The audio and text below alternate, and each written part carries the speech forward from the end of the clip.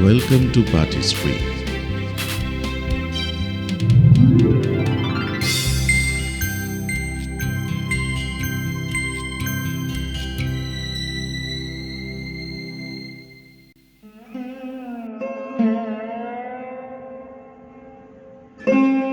Today we are going to discuss about Mauryan Administration. The main sources for the discussion of the Mauryan administration are mainly literary sources except the rock edicts of Aśoka. Main sources are Arthashastra of Kautilya, Patanjali's Mahabhashya, Katyayana Smriti, Vinaya Pitaka, the Nikaya texts, and the writings of Megasthenes and other Greek writers. It was because of increased power of the king that the Mauryan centralized monarchy became a paternal despotism under Aśoka. The paternal attitude is expressed in the remark, "All men are my children." The Arthashastra lays great stress on this welfare. The authority of the king was linked with divine approval. At the level of daily functioning, this connection was expressed by the important position of the Brahmans and more particularly of the Purohita, the high priest of the palace. The Arthashastra stresses the idea that the king must be accessible to his officials and his subjects at all times and warns the king that his inaccessibility would cause confusion and disaffection and would make him a prey to his enemies. This advice, it would seem, was followed implicitly by the Mauryas. No doubt, the pressure of work in governing the empire made it imperative. Megasthenes writes that the king is available for consultation even when he is being massaged. Legislation in that period consisted largely of a confirmation of social usage.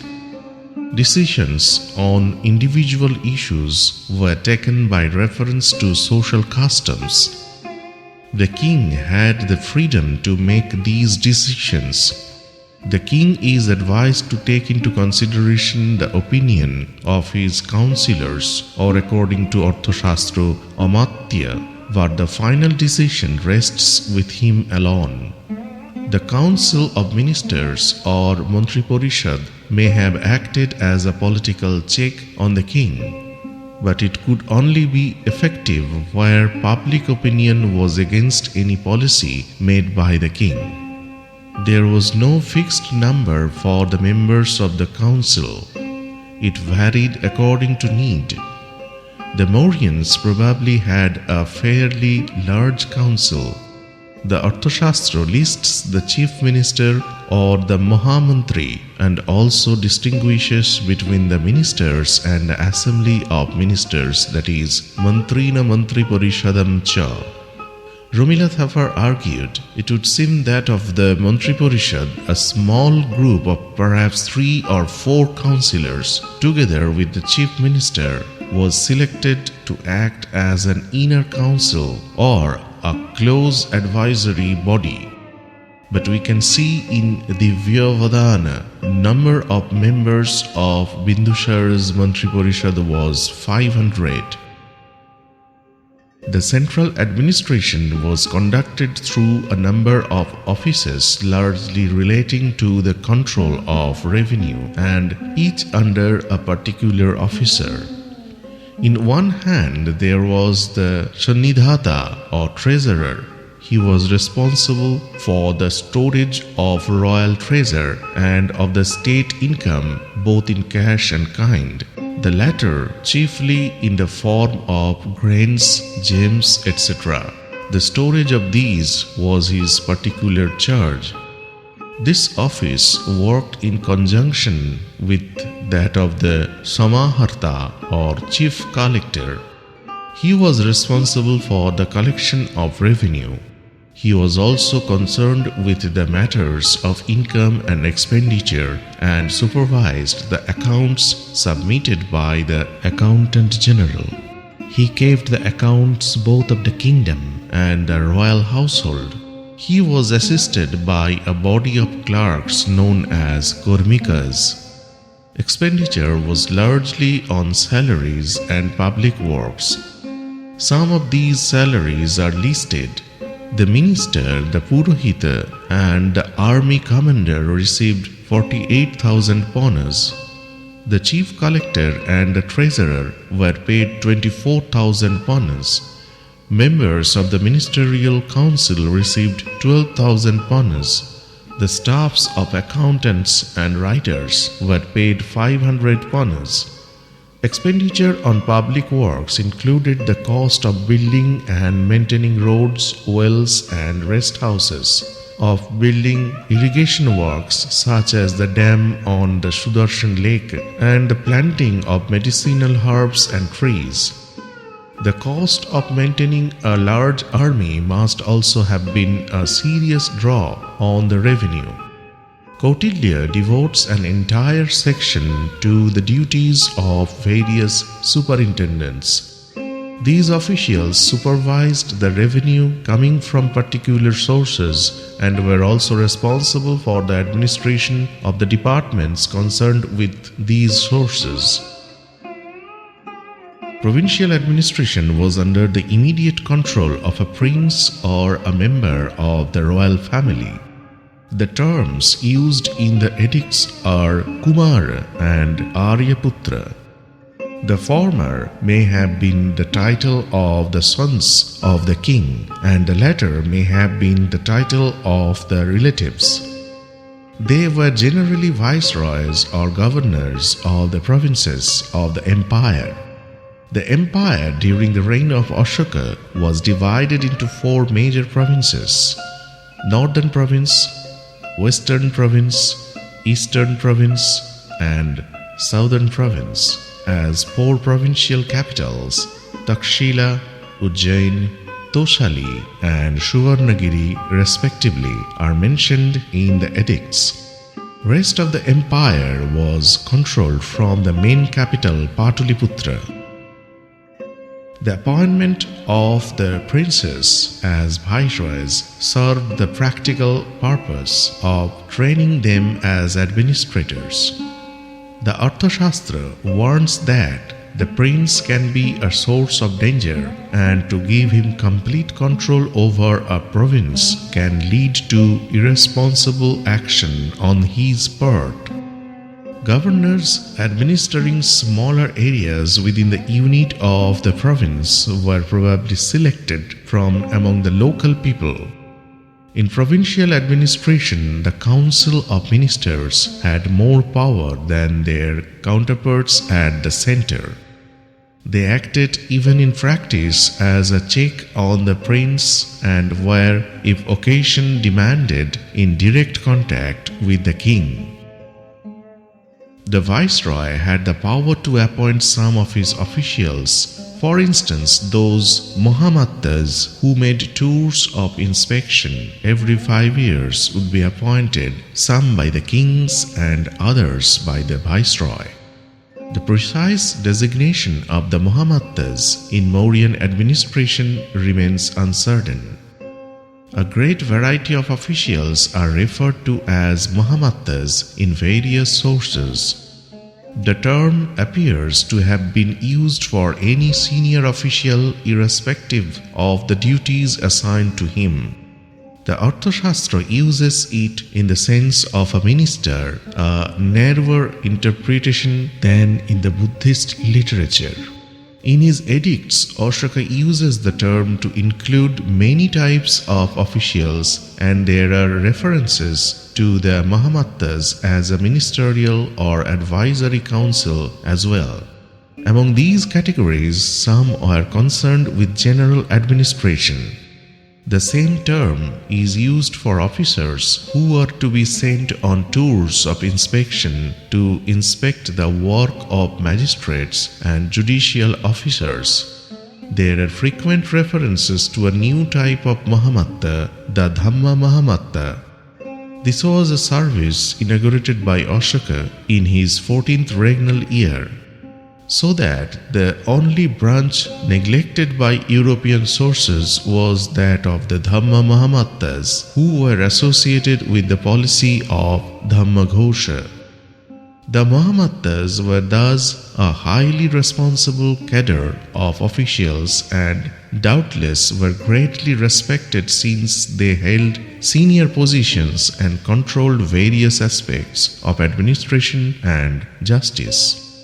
Megasthenes, when referring to his seventh caste of councillors and assessors, was probably referring to the Mahāmāttas.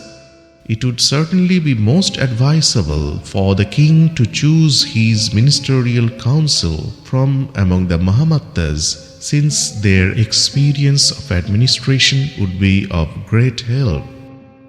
Jurisdiction in the cities was carried out by Mahāmāttas, specially appointed for this purpose, to whom the first separate edict is addressed.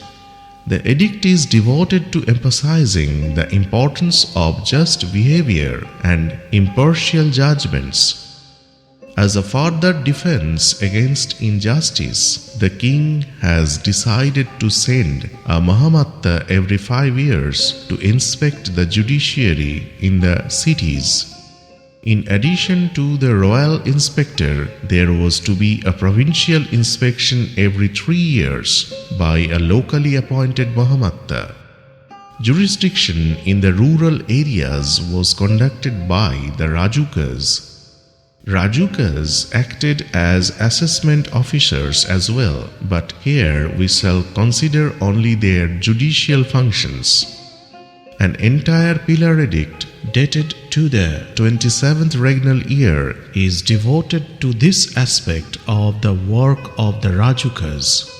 The edict suggests that Aśoka's delegation of power to these officials took place late in his reign. It is possible that previous to this, jurisdiction in the rural areas was in the hands of the higher officials who were not accessible to the entire population. The Rājukas had control over the problems related to agriculture and land disputes. In the same edict, there occurs a sentence concerning procedure and punishment, which raises the question of whether Aśoka discontinued the usual Hindu practice of grading punishments according to caste. The crucial word in the text is Samatā. As suggested by J. Block, the word uniformity conveys more accurately the meaning of the word Samatā. This would assist the Rājukas in their decisions and would make each case more comprehensible to the higher authority not present during proceedings, since such a uniformity would lead to legal cases being treated in a system of regular categories. According to Megasthenes, the amount of crime committed in Mauryan India was small, and he describes the Indians as an honest people. But the Arthashastra envisages the possibility of a variety of crimes. 3 lengthy chapters are devoted to the detection and suppression of criminals. Buddhist literature like Jataka refers to groups of bandits operating in the countryside. Punishment was largely in the form of fines. A punishment of mutilation could sometimes be changed to that of payment of a fine. Aśoka did not abolish the death penalty. Provinces were subdivided into districts for purposes of administration, and groups of officials worked in each district. The group consisted of 3 major officials: the Prādeśika, the Rājuka, and the Yukta. These were in turn assisted by many others. The functions of the Prādeśika were similar to those of the Pradeshtrī in the Arthashastra. These officers were in charge of the overall administration of a district of a particular province, each district being under one Pradeshri.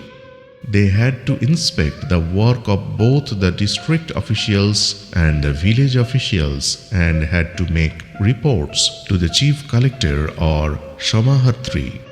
The duty of the Prādeśika may therefore be summed up as one of supervising the collection of revenue and of maintaining law and order both in the rural areas and in the towns within his district. The status of Rājuka was subordinate to that of the Prādeśika, although other writers like K.P. Jaiswal have suggested the reverse. The Rājukas worked in a judicial capacity as well as being revenue administrators. The work of them was restricted to the rural areas since they were appointed to work for the welfare of country people. Janapada Hita Sukhaye. In the course of their work, they were also expected to teach people to practice the Dhamma.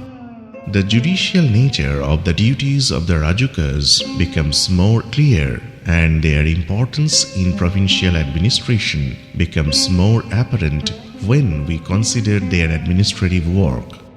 There is agreement among various sources that the Rājuka belonged to the department of administration responsible for surveying and assessing land.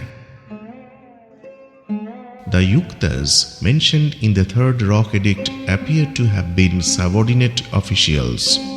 The duties of the Yuktas were largely secretarial work and accounting.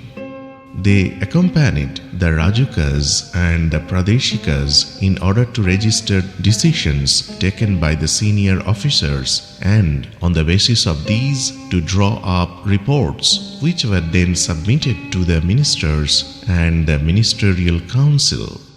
There was an intermediate level of administration between the district level and that of the village. The unit here was formed by a group of 5 or 10 villages. The two important officials concerned with administration of this unit were the Gopa and the Sthanika.